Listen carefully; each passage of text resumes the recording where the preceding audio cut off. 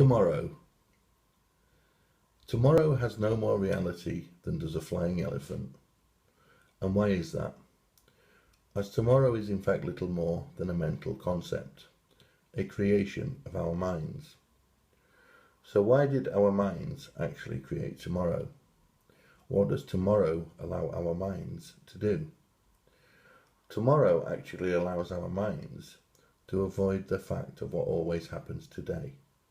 Tomorrow allows our minds to avoid the fact of what always happens now, namely physical death. I mean, when you do begin to look at the concept of tomorrow in an intelligent manner, you will in turn realize that tomorrow was actually designed in order to allow your mind to avoid having to face its greatest fear, the fear of physical death.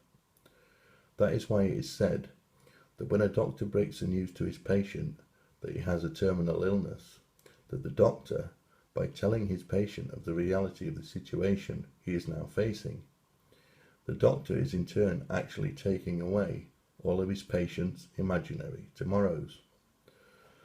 That the doctor is actually forcing his patient to face his greatest fear, the fear of physical death, by no longer allowing his patient's mind to avoid it through the use of tomorrow. A reality that can be quite shocking to any individual who has lived most of his life in a variety of imaginary tomorrows. I mean, can this really be correct? He has just said to me that I am going to die, but I have a holiday booked to go on in 6 months' time. I don't know why, but this just does not seem to add up to me.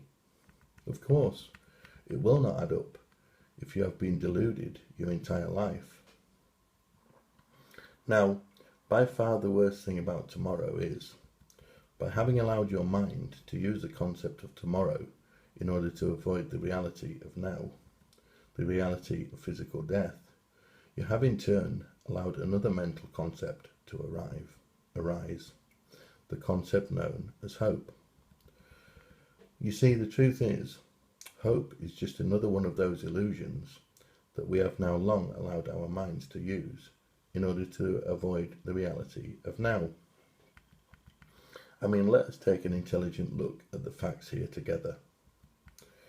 Is it true to say that every form of life that has ever walked this earth has eventually died? Of course it is. And is it also true to say that every form of life that will come to walk this earth will also die? Again, that is also true.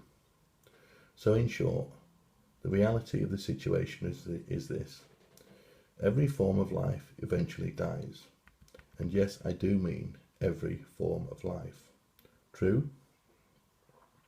Well then, please tell me, how can life be seen to go on as it does if every form of life eventually dies? I will tell you why. As the forms that life is seen to express itself through are not in fact life.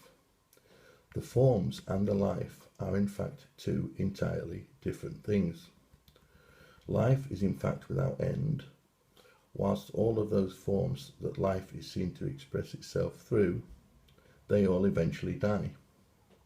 You see, where we have previously gone wrong is, we have mistakenly allowed our minds to convince us, life, that we are the physical forms that we currently occupy.